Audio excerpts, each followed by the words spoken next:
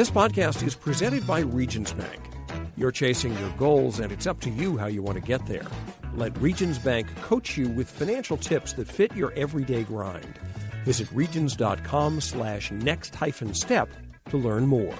Regions, member FDIC.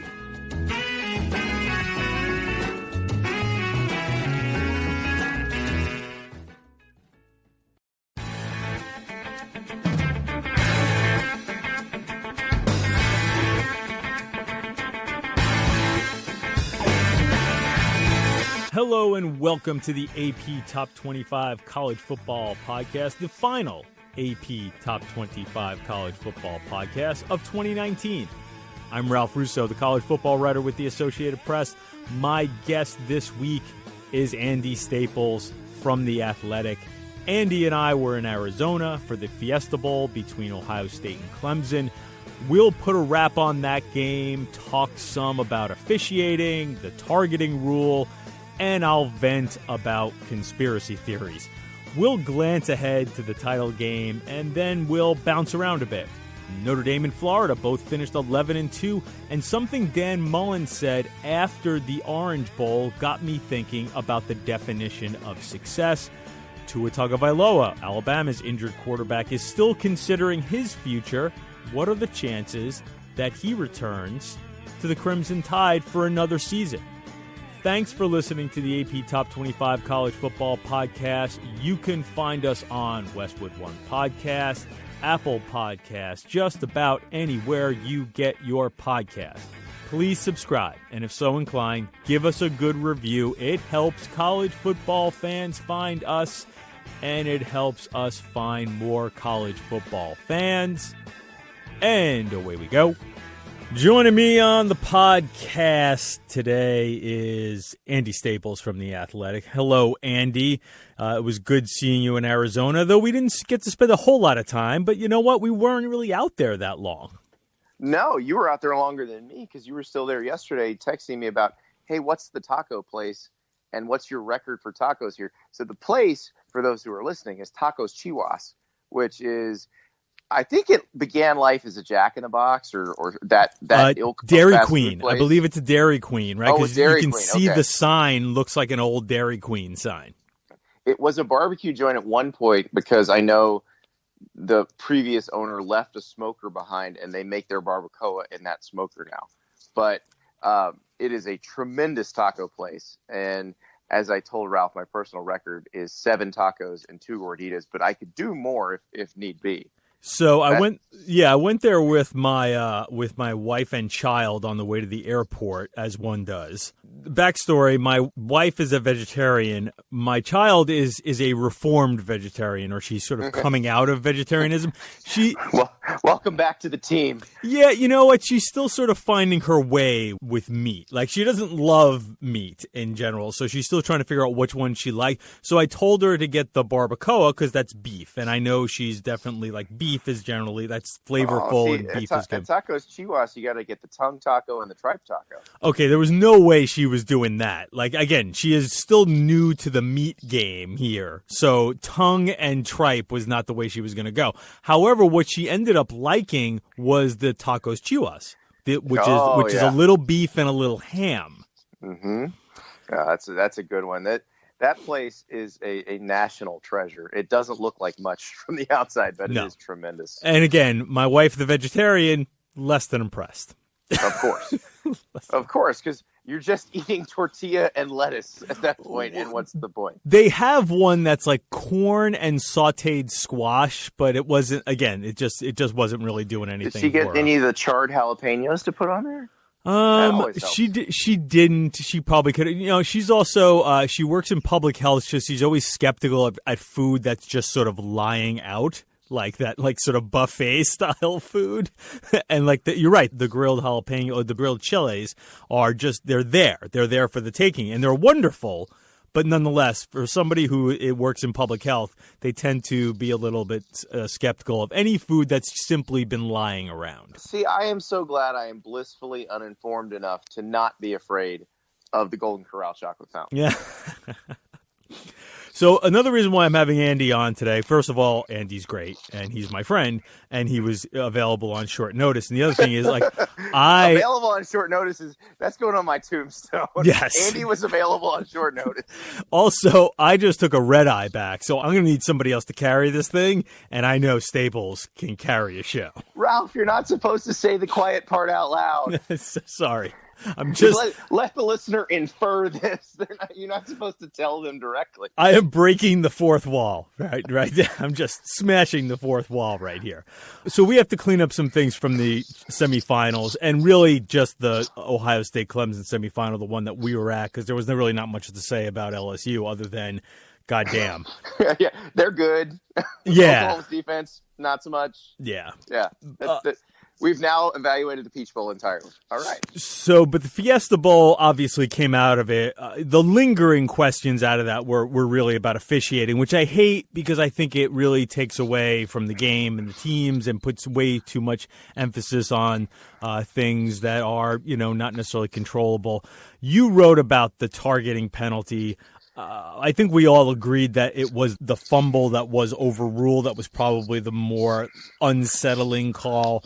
I want to get into the targeting thing a little bit because you have some solutions, and I'm not necessarily sure they're real solutions, honestly. Like, I think you have some good ideas, but I'm not necessarily sure that they're real solutions. But get into a little bit of what you think needs to be done with the targeting penalty. Well, I mean, anybody who watched that game would look at that hit that Shaun Wade put on Trevor Lawrence, and they'd say, he's not trying to hurt Trevor Lawrence. He's not trying to knock Trevor Lawrence out of the game. He's not trying to do permanent damage. He's trying to make a tackle against a moving target. And Shaun Wade or any other player in that situation, I don't want people to think this is like an Ohio State apology or anything like that. This drives me crazy when it happens in every game.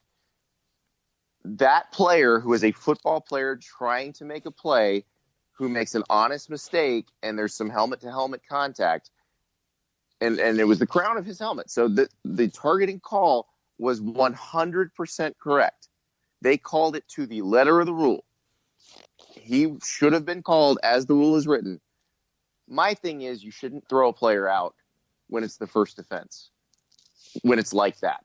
Now, if it's a situation where the player leaves his feet and, rockets himself into the other player's head, yes, toss him.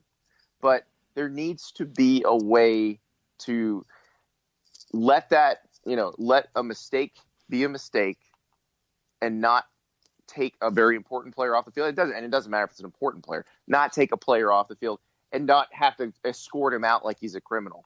And that part bothers me too, the escorting them off the field part. But what I think they should do is, unless it is one of those where you leave your feet and launch, and that's in the rule now. So officials are trained to spot that. If it is one where you don't leave your feet and launch, and it's your first one of the season, then leave them in the game. It's a 15-yard penalty. Leave them in the game. They made a mistake. You punish them for that mistake. And in the case of this game, that 15-yard penalty was massive because it kept that drive alive. Now, if Shaun Wade is still on the field, does Clemson score on that drive? I don't know. Remember, they got a pass interference penalty 2 plays later against his replacement. Mm-hmm. But let that player stay in the game. And then if it happens again with that player at any point in the season, then throw him out of the game. And then if he does it a third time, not only do you throw him out of the game, you then suspend him for 2 games after that. And then a fourth time, I say suspend him for 6. I'd be fine if you suspend him for the whole season after that.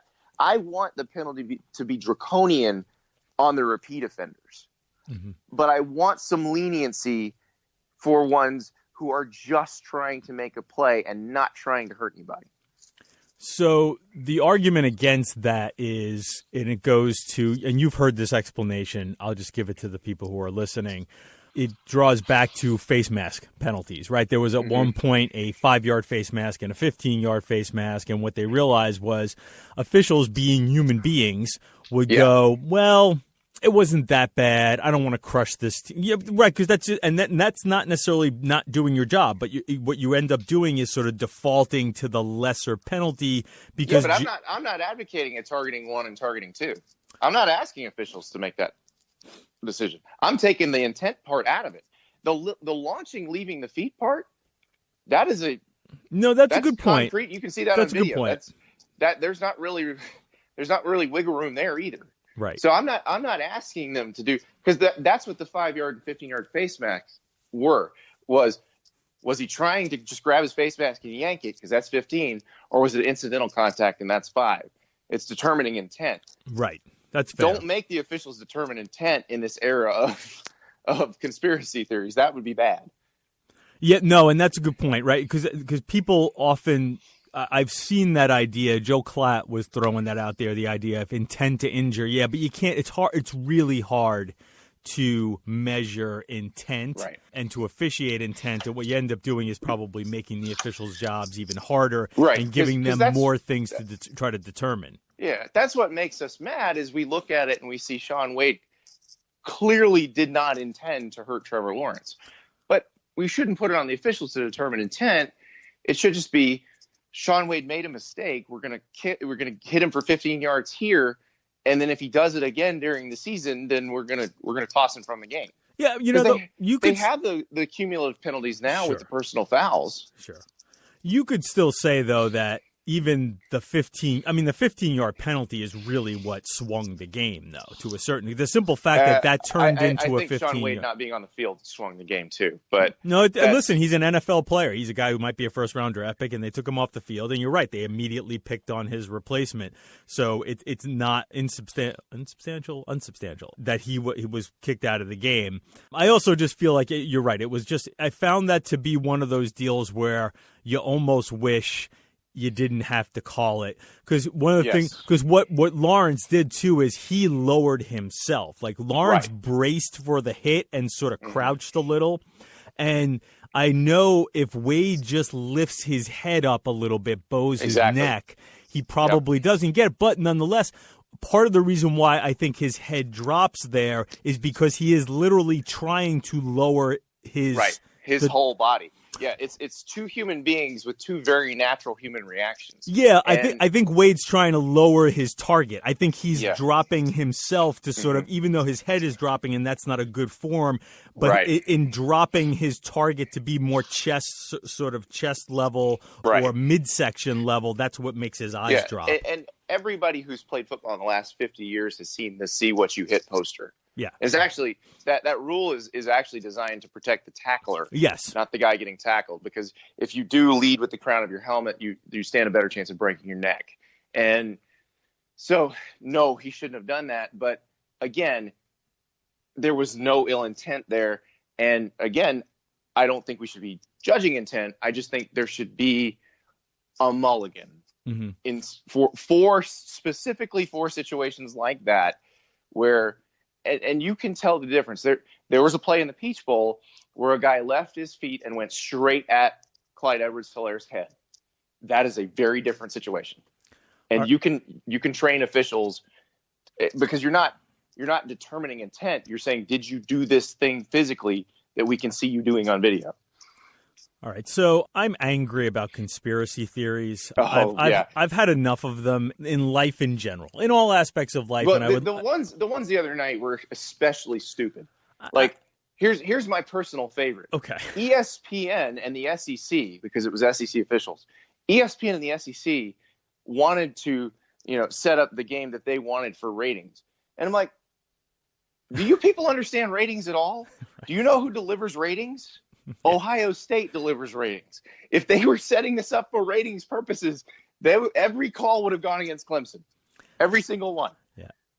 I don't know how Clemson advancing to the national championship game in some way enhances the ACC network. That, there's no way that could be explained rationally. The other conspiracy theory is the SEC was picking the opponent that was least likely to beat LSU, to which I'd say, that's Ohio State people having an awfully high opinion of themselves, because last I checked, Clemson beat the SEC team 44-16 in the national title game last year. Right. I don't think the SEC wants any more at Clemson. Yeah.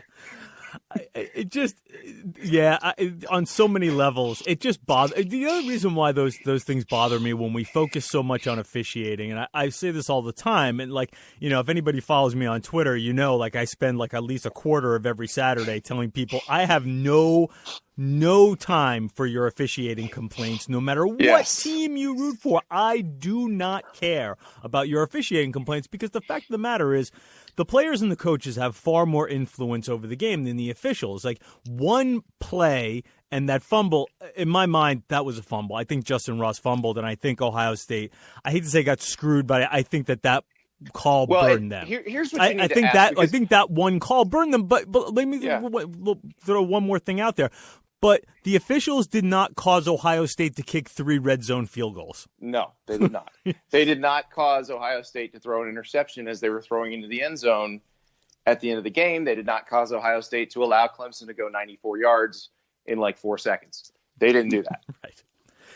And that's my problem with anytime a game becomes focused on officials, it takes a lot of the responsibility to a certain degree off players. So the players and the coaches are no longer culpable for all of their mistakes in the other 20, 25 plays in that game. It's that one time the officials screwed up. That's the thing and that just doesn't make any logic. Forget just what emotional sense. It doesn't make logical sense to me. So that's why I have a hard time with it. Well, because there's no logic in fandom, Ralph. And we have jobs because people are such big fans that logic goes out the window. That's true. I like to remind myself of that. Yeah. I mean, there is no logic when you're talking about it. I'm laughing as I'm saying this because I have a buddy who went to the University of Florida with me. And every time Florida plays, I get a barrage of texts from him. And now he's one of those trend negative fans that can never be satisfied by his own team. Every single thing was bad in that Florida Virginia Orange Bowl, even though they won. But that is fandom. You can't be rational. He was mad to give you an example from the Orange Bowl. There was a 4th down play near the end of the game where Florida went for it on 4th and 1 or 4th and 2 to ice the game. And it was a speed option play, and it was close and didn't look great. And he's complaining about the call, and I'm like, dude, you do understand. 1, it was a great decision to go for it on 4th down. 2, it was the perfect play call. 3, Virginia played it perfectly, and Florida still got the first down. You should have nothing to complain about. Yet you have complained about every aspect of this thing. That's fandom. They got the first down, and he complained about it. I figured they missed it. I didn't even see that play. They got it. It was at the end. So it was a speed option toss from Kyle Trask to LaMichael Piron. But that's fandom. You have that piece of fandom where nothing your team ever does is good enough. But God forbid you, who is not a member of my tribe, say something bad about my team, because then I'm all over you.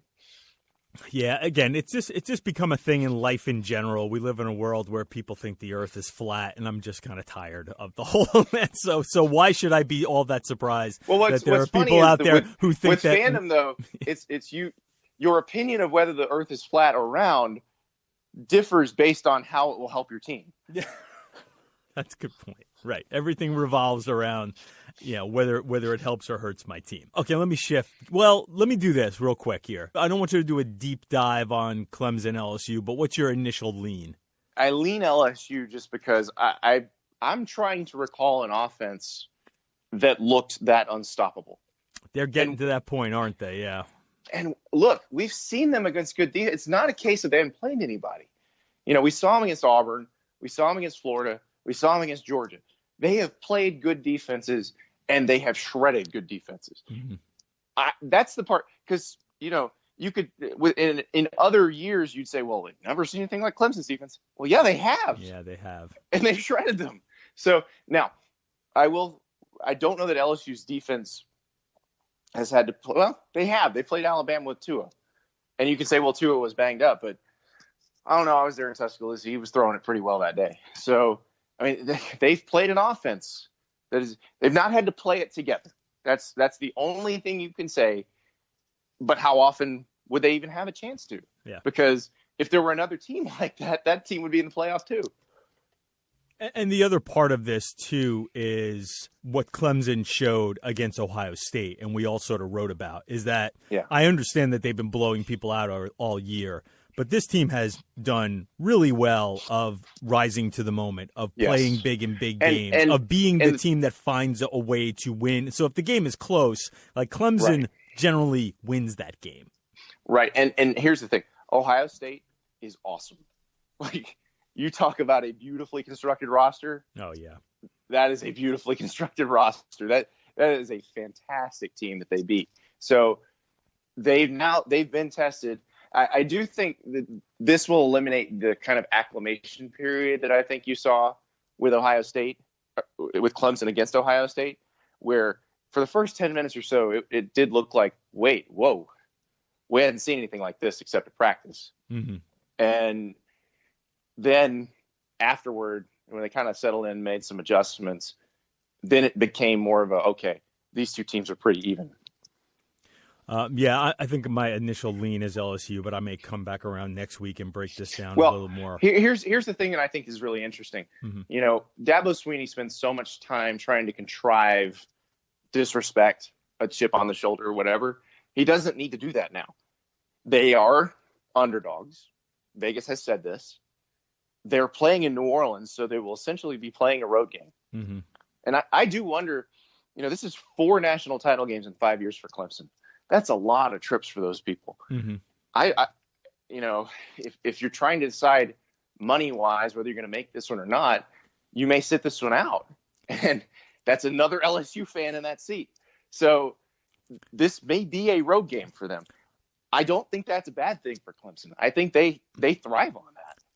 Well, I didn't really realize it even in Arizona because it's an enclosed press box, which it doesn't necessarily need to be, but it is. So it didn't really hit me until I talked to people after the game. But the folks who were in the bowl outside the press box were like, oh, yeah, that crowd was at least 60-40 Ohio State, if not. Pro Ohio State. I mean, somebody told me they felt it was like 70-30, which, again, makes sense if you think about, Ohio State fans are freaking everywhere. They're especially in Arizona, and they hadn't been there in a while. So Ohio State, the team that hasn't been there a while, is always going to travel better. While I can see Clemson fans saying, you know what, we've done this a lot. Let's save our money for New Orleans where maybe we can even make the long drive over. So, they've already faced basically what was, a crowd that was against them in Arizona and did well with that. Yeah. But the thing is, now you can fill the entire Superdome with people who don't have to get on a plane. Right. So it's going to be interesting. I think Clemson as underdog, as quote unquote road team, I actually think that helps Clemson in terms of preparation and everything else. Okay, we're going to take a little break. I'm going to come back in. We're going to hit a couple of non-playoff topics. Tua Tagovailoa, Alabama, what those guys are doing. Plus, Dan Mullen said something very interesting after the Gators won the Orange Bowl. We were recording this Tuesday morning. They won the Orange Bowl Monday night. I'm going to get into that with Andy as well. Andy Staples from The Athletic is my guest on the AP Top 25 College Football Podcast, and we will be back right after this.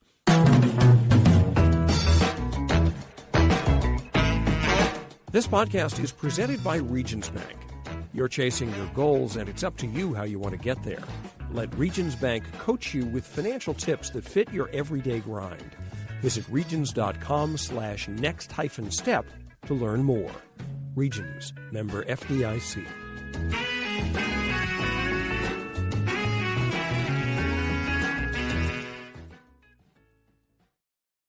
We're back on the AP Top 25 College Football Podcast. I'm Ralph Russo. I'm joined by Andy Staples from The Athletic. So kind to help me roll along here today. It's New Year's Eve. Do you have big plans by any chance? I have big plans to have neighbors come over and sit around in our pajamas and play board games. Nice. Very nice. Yeah, I actually am. I will be going out tonight, but again, not far, to a friend's house and not doing anything all that exciting. Yeah, you're not going out in public. That's the thing. The in public part is It's amateur hour on New Year's Eve. It is like going shopping on Christmas Eve. Nobody knows what they're doing. Yeah, even in my prime, when I was just young, stupid, and drunk, I never really loved New Year's Eve. I always preferred something a little more intimate. But it is New Year's Eve, the morning of New Year's Eve, and we're talking college football. And I want to ask you about Alabama, but more likely, well, the news yesterday was Dylan Moses, the great linebacker, is going to be back at Alabama. And I suspect there might be a few more Alabama players, juniors, who could jump to the NFL draft back than maybe we thought, because I think that the tendency is to think that most of Alabama's guys will go. But, of course, the most interesting one is Tua and what his decision looks like. And listen, ultimately, you can never crawl into a kid's head and figure out what he's thinking, and we will eventually figure out what Tua is thinking. But I don't know how much you have given thought to what Tua might do. So I'm going to ask you, what are some of the options here as you think about what Tua could possibly do?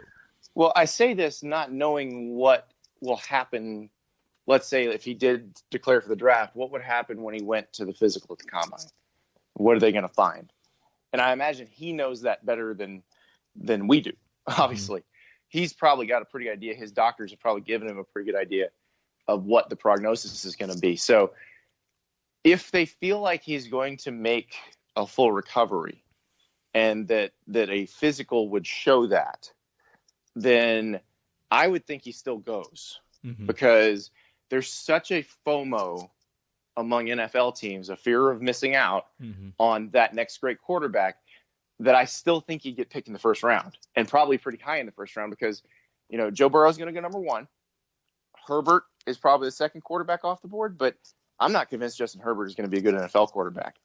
And I'm not convinced anybody else coming out of college is going to be a good NFL quarterback except for Tua. So, but Tua, of course, would have to get healthy again, and we don't know, because this is such a weird injury, we don't know what's going to happen there. But my guess is if there's a thought that he'd be cleared eventually, not because I think if you're an NFL team and you take him in this next draft, you go into that expecting that he does not play in 2020. Right. So, and that's the other piece of it. If he comes back to Alabama, when would he play? Would he play at all next season? Right. So if you're going to sit out next season, or you're going to be limited next season, why do it when you're not getting paid? Right. Right. Because then how much more are you going to increase your value if you're not playing until October? Yeah. Maybe a lot. Maybe because maybe you're showing people, hey, I'm healthy. Right. If you only play half the season, you've now played a half the season healthy. But I'm with you. I still think that he could be the second quarterback off the board and a top 5 or 10 pick, because I think there are NFL teams who could look at it and go, that's okay. We feel confident you're going to be healthy. We don't necessarily need you to play next year. And you're right. I mean, we can't pass up the opportunity to possibly have our quarterback. Right. And here's the thing. Let's say he fell out of the top 10 and fell into the middle of the first round, the scary part is he might wind up with a good team. Yes. That could sit him behind somebody for a year or so and have no qualms about giving him ample time to recover. And then he just comes out torching people. So I think now the only way I could see where it might make sense to come back for another year is if because they're changing the CBA. They're negotiating a new CBA right now. If somehow it changed where instead of a 5th-year option for the first-round pick, the team option for the 5th year, if that dropped to a 4th year and you could hit free agency 1 year faster, then it would have essentially make this next year negligible in terms of whether you come out or not, because you'd hit free agency the same year anyway. That would be the only thing that would change it for me. Yeah, that's a really good point. I played this out as well. Okay, of course, worst case scenario is he gets terrible medicals back, and there are teams that are literally saying, listen, we're not sure if you're going to be able to play again. Okay, so that let's just take that option and push that aside. The more logical, or more likely, I should say, worst case scenario is what you had said before, which is he drops because the medicals are a little not feeling great. But at a certain point, once he gets into the teens, the value of the possibility of getting a franchise quarterback in the team. I mean, if you're the Steelers, I don't know what I haven't looked at the draft order, but I know they were around 500 team. But if you're the Steelers and let's say you're picking 15th and you could have your next guy for 15 years, you're taking him. Or, I mean, certainly the Patriots and the Packers, right? So that's this might be the one thing that makes the Patriots trade up. Right, or you could even trade up, right? Because that's the other thing too. Like nobody's going to wait until 30. Some of those teams that have some capital and some time and this is why I cannot wrap my mind around the idea of him coming back. That's exactly because every time I think about that, I think about exactly this: how many teams would be clamoring to get him at 11?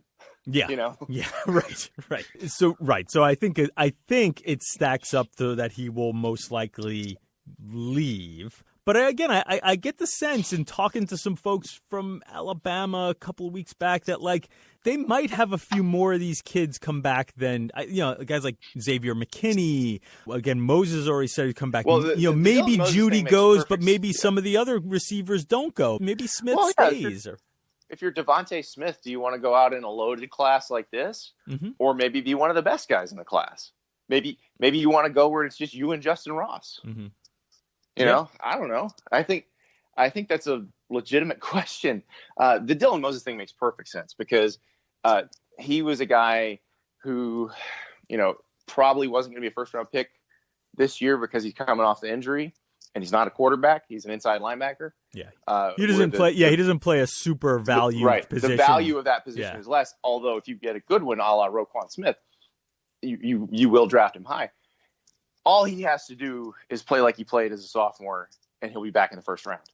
So, if you're Dylan Moses, that makes perfect sense. You're going to make more money coming back. I wasn't planning on asking you this, but is Micah Parsons a bigger Roquan Smith? I don't know. That's a good question. Is he Roquan Smith with maybe 10, 15 more pounds? Because goodness gracious, he was just a monster. He was everywhere in that game. Yeah. That's a great question. I'm fascinated to see how they use him next year because you can do some stuff with a guy like that. Yeah, I still think they've left some of the pass rush stuff on the table with him. Right. I don't think they've really unleashed that. Yeah, the little bit heavier piece of it is where you can really move him around like a chess piece.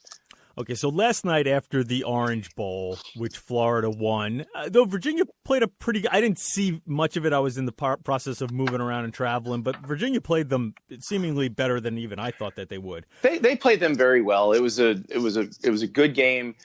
Virginia had a chance to get an onside kick and then have a shot if they got the onside kick, but it was a very well played game on both sides. So Dan Mullen said Florida finished 11-2, and Dan Mullen basically said it's harder to go from 4 wins to 11 it's easier to go from 4 wins to 11 than 11 wins to 12. And 11 wins to 12 means now you're playing for national championships. Yep. He's exactly right. And it's one of those that I think if you don't think about it, you wouldn't understand it. But if you look at how hard it is to take that final step, he's exactly right. They are right there, but they played LSU. They lost by 2 touchdowns. It's probably the game was probably a little closer than the score, but could they, compete with LSU, Clemson, Ohio State right now as currently constituted? Probably not. They'd probably lose most of those. You play those like a 10-game series, you probably lose most of them. Mm-hmm.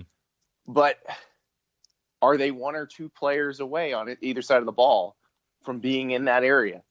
Yeah, they're getting there. So, but that's the trick. Can you sign and or develop those players? And we don't know that yet. Mullen, his history has been finding kind of diamonds in the rough and developing them. And that is fantastic. It's a great skill. Works at any level of football. I think Clemson staff is probably the best at it still, even though they can sign 5 stars. But the thing is, to win national titles, you also need 5 stars. So can he get those guys? And that, because that's how you overcome Georgia in the East. That's how you overcome LSU and Alabama in the West. It also speaks to the idea of a little bit of the difficulty or the challenge. How about the challenge of beating the teams you're supposed to beat, right? Because that's how these good programs get off track, right?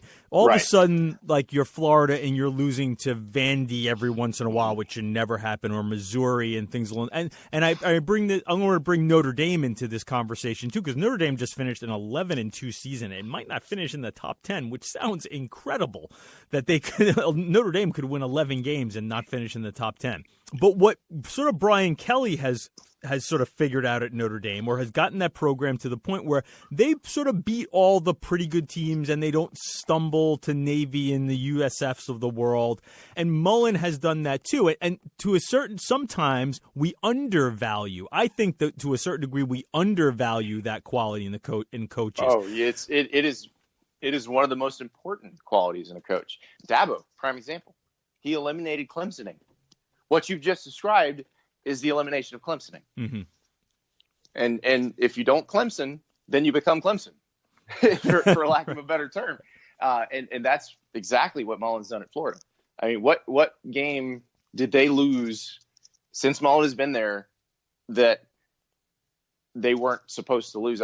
They lost to Missouri at home, but when that happened, those teams looked fairly even. So it didn't seem like a huge upset or anything like that.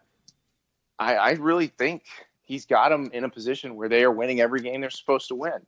So that's what allows you to be ready to take the next step. Now, whether they can do that is still another question, but they're certainly in position to do it. Yeah, and again, I'll throw out Notre Dame too, because again, that's what Kelly sort of eliminated. I found it to be an interesting Notre Dame season in the fact that they did sort of fly so far off the radar. I never thought that they were all that good. But again, I think it speaks to where Kelly has that program, the fact that they let Chip Long walk and now has his replacement pretty much set. I mean, clearly one of the reasons why they let Long walk is because they feel very comfortable with Tommy Rees. The idea that they have he's Tom Rees now that he's a coach. Oh, is he Tom now? He's Tommy as a quarterback, Tom as a coach. As he transferred over to the Tom. So yeah, to me again, it just speaks volumes to where they have that program, to the idea that like now they take care of business.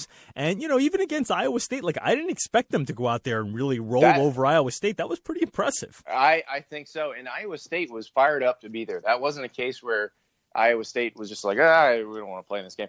They wanted to, and Notre Dame just put it on them. And I think that was it's hard to judge with bowl games, but I feel like we had a pretty good handle on where both those teams were going into the bowl.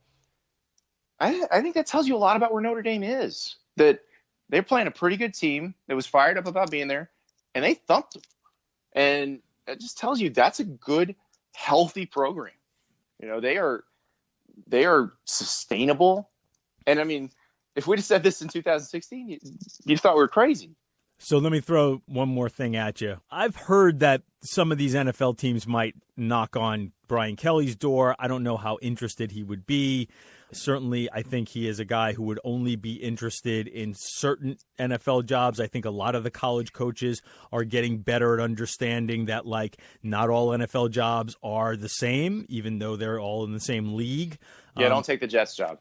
Yeah. I had to throw that in there just for you. Well, speaking of that, so that brings me to A, have you heard anything about Kelly? And B, but more Matt Rhule. Matt Rhule is obviously already getting attention. He used to work for the Giants. The Giants are now in the market for a coach. I think it's all speculative at this point. But if I had to say, like, what do you think Rhule does? What do you think Rhule does? The Giants keeping Dave Gettleman, I think, would give me pause. Because the Giants were always viewed for a long time as one of the premier organizations in the NFL, but a lot of stuff has kind of become calcified there. And I think I would want kind of a clean slate personnel-wise as well, and to have some input on personnel. And then this is the part with every good college coach where I would take a serious step back and look at it if I got an NFL offer, is how much influence am I going to have over personnel? Because I'm used to having 100% control. And if I don't know or trust the person who's going to be buying the groceries, I don't want the job. Yeah. Matt Rhule's making a ton of money at Baylor. Like $7 million a year, I think now. I actually think the Panthers job might be better for him because he may get more control. So that one I might be more interested in, where you're from, all that stuff aside. And I actually think Matt Rhule is the type that won't worry about anything sentimental. I think he'd look for the best situation. Yeah, the thing with the NFL, right? How much say in the personnel are you going to get? How aligned are you going to be with the GM? Is the GM your guy, or are you the GM's guy? And do you have a quarterback? Honestly, yeah. I mean, and Daniel Jones played pretty well this year. He certainly looks like a guy who could be, despite all the all the criticism of the pick. Yeah, no, they had a ton of injuries. I don't put their record on Daniel Jones. No, he looked like he could be fine. Yeah, me being here in New York, I probably know about the Giants a little more than most NFL teams because it's easier for me to. But you're right. The problem with the Giants is they have been a franchise that has been in rebuild mode without actually without admitting it. Mm-hmm. Like they just don't realize that they need to blow it up and like completely tear down their roster. They've been terrible for like 5 or 6 years, and as a Jets fan, I know terrible. Right? Well, exactly. And that's the thing. It's hard to admit that when, one, you're a proud franchise and you had fairly recent success, but then you've got, but look at the 49ers. They did it, and they came out better on the other side. It's just, this is the way of professional sports at this point. Now, here's the question if you're Matt Rhule. Do you want to go to a place that doesn't realize it needs to blow it up? And that's going to keep the same GM that put you in this place, and that's exactly where I am. I almost wonder if your the Panthers thing might be a better option. Yeah. Now, I don't know what happens with Cam Newton, but I do know they're going to have Christian McCaffrey. I do know they've been fairly good at building a competitive roster since they fired Dave Gettleman. So, right. I think maybe there's something to that. Yeah. I almost wonder if your Rhule, if you think like, listen, even if I aspire to the Giants job, why don't I just stay here at Baylor where I have a certain amount of sentimentality and my wife is happy and my kids are happy and I'm making a ton of money and I have a ton of stability here because they locked me up for, 7 years? Well, and here's the thing. Look how close you were to Oklahoma this year. Mm-hmm. Oklahoma's all you got to worry about. I mean, Texas may be good or not, but they're not going to be better than Oklahoma year after year after year. What you're aiming for is where Oklahoma is. That's reachable. That's not. You're not dealing with Clemson. You're dealing with something that's pretty good, but not near that level. Yeah, it's attainable. Do you think Urban ends up in the NFL this year? Boy, if Jimmy Haslam wants to write that check, then maybe. But I have my doubts about Urban in the NFL because of what Urban Meyer used to say about Urban in the NFL. Right. He used to say he didn't think he'd be a very good NFL coach. That what he does is really designed to work in college. And because a lot of it is, culture, chemistry, all that stuff that's built in the weight room. Well, you don't build anything in the weight room in the NFL. Everybody's got their own personal trainer. Like, if Urban takes the Browns job, I mean, he could try to hire Mickey Marotti, but Mickey Marotti's not going to be the one training anybody. Right. So it's just such a different model. Yeah. So I don't know. I mean, obviously there are pieces of what Urban Meyer does in terms of tactical stuff, in terms of roster building, evaluation. Well, some of the culture stuff is transferable. I think some of the culture is transferable. A lot of it when you're dealing with a 26-year-old guy with a wife and 2 kids, he's going to be a lot more cynical than that 18-year-old. Mm-hmm. And a lot of stuff you say is just going to be like, whatever. Yeah. But I also think that he has been, I do find Urban has good leadership skills. Yes, he does. So I think he's smart enough to adapt. And I think I could see also Urban in a room with guys like Dan Snyder and Jerry Jones and have those guys listen. I don't know if Dan Snyder knows what he's doing, but I could see Dan Snyder looking at Urban Meyer and thinking he knows what he's doing. Oh, I think we're very clear that Dan Snyder does not know what he's doing. Yeah, it's very obvious that Jimmy Haslam doesn't know what he's doing. Yeah, and Jerry Jones might, but the question is, would he listen to anybody? That's the other thing with the Cowboys job, where you'd think they're going to go after Lincoln Riley. There's been talk about trying to reunite Mullen with Dak Prescott. If I am either of those people, or Matt Rhule, and I get asked to interview with the Cowboys, I would have some pointed questions. Like, are you ever going to listen to me about any player? Because if you're not, if someone named Jones is picking everybody and I'm never going to get any input, I don't want the job. Yeah, I think Lincoln's got a better job, frankly. I still think at some point Lincoln maybe will end up in the NFL, but I also think that Lincoln has a better job than most NFL jobs. Well, he also has Barry Switzer in town, who has made the very same move, going, don't do it, don't do it, don't do it. You will regret it, don't do it. Right. Andy, thank you very much for joining me today. That's the most hot NFL takes we've ever had. That's about as deep into the NFL as I will ever get, I think. Because that's about as deep as I can go. I feel like I've had to learn more about it in the last few years, just because it seems like they are so enamored of these college offenses that I feel like they're going to come raid the coaching staffs even more than maybe this year. Hey man, Joe Brady. I wonder I wonder if an NFL team will try to lure him away as an OC. I'm not sure they're willing to pay what he's going to get paid at LSU. That's the amazing thing. We've gotten to the point now where the colleges are actually paying better in a lot of situations than the NFL teams. And he can't, I don't think anybody's ready, and even an NFL team, to make him a head coach. But just remember, somebody made Cliff Kingsbury a head coach after he was fired at Texas Tech. And he was not terrible, although... No, he was not. I will point out, they were good on offense and bad on defense. Where have we seen that movie before? Right. We'll see if that works out in the long term there. So, all right, that's a good NFL recap from Andy and I here on New Year's Eve. Which is not what you came for. Which is definitely not what you came for. Andy Staples from The Athletic. Happy New Year. I will see you in New Orleans, where we will eat some good food, hopefully, and watch a very interesting championship football game between Clemson and LSU. Can't wait. And now 3 and out. First down. When I last counted, 11 running backs had already announced that they are entering the NFL draft and leaving college eligibility on the table. The list includes some obvious stars with nothing left to prove, such as Ohio State's J.K. Dobbins and Boston College's A.J. Dillon. Both players ran for more than 1,000 yards in each of their 3 college seasons. Among the others were Kylan Hill of Mississippi State, Eno Benjamin of Arizona State, Javon Leake of Maryland, DJ Dallas of Miami. That incomplete list of running backs includes a player who was an All-American and a player who never ran for more than 700 yards in any of his 3 college seasons. That's DJ Dallas. Some of these guys might not get drafted at all. Then why leave early, you ask? Because staying another year provides little opportunity to build value.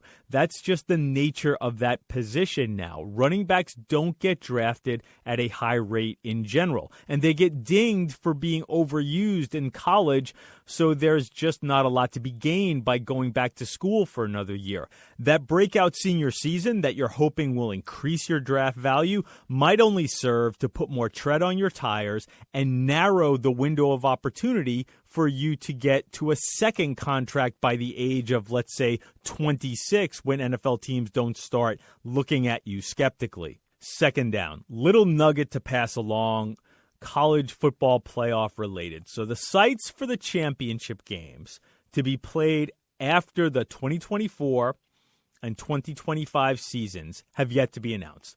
Those are the final 2 years of the current 12-year contract the CFP and affiliated bowls have with ESPN. What I gleaned from talking to a few sources is CFP officials are interested in holding one of those 2 remaining title games at the new Las Vegas stadium that's set to be open next year. It will be the home of the NFL's Raiders. But they have never worked with the Raiders before, they being the CFP. So you never know how a new business relationship is going to go. The thought is, if the champ game goes to Las Vegas, it was more likely to happen in the 2025 season. A, it gives extra time to work out a deal for the 2 sides to get to know each other. B, the 2022 season champ game is set to be played in the new Los Angeles stadium. And I was told the CFP would like to avoid having 2 California games in a 3-year period. The last game that is set is for the 2023 season. That will be held in Houston, so you can rule out Jerry World in Arlington, Texas for 2024. The CFP doesn't want to do Texas back-to-back years.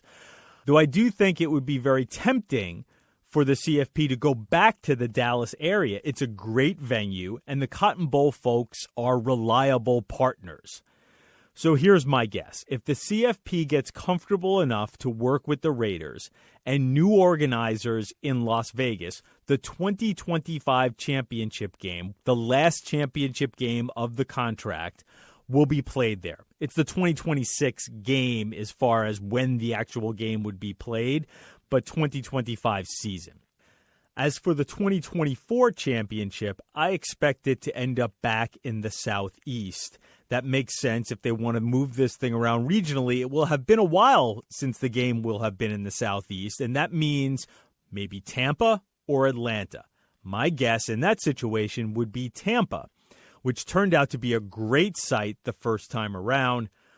Of course, we're probably 2 years away from having this all sorted out, but I figured you might be interested anyway. Third down, I want to take some time to mention ESPN's Edward Aschoff, who died at the age of 34 last week after a several months battle with pneumonia.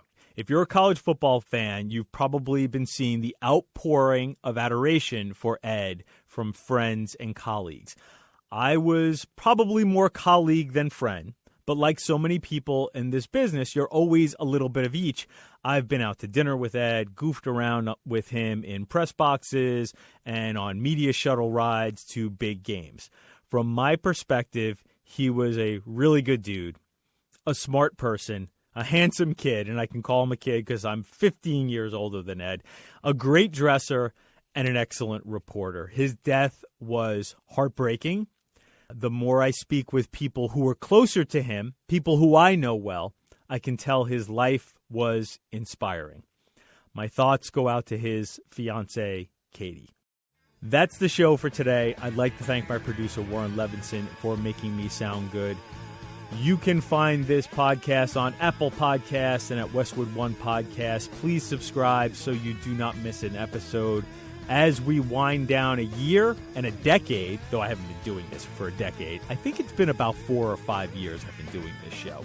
This has been a grassroots operation that started with me as a one-man band. The AP has thrown support and resources behind this podcast that has made it better and expanded its reach. I am very appreciative of that, and I am appreciative of you for allowing that to happen.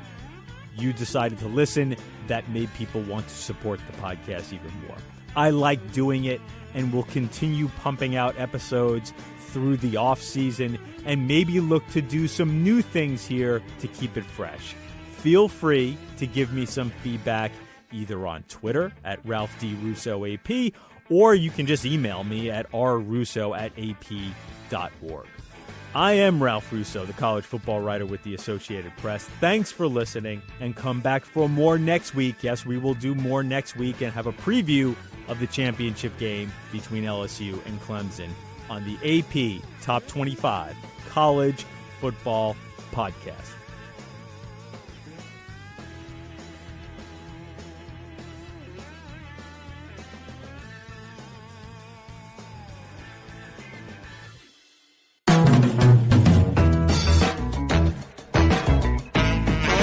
This podcast is presented by Regions Bank.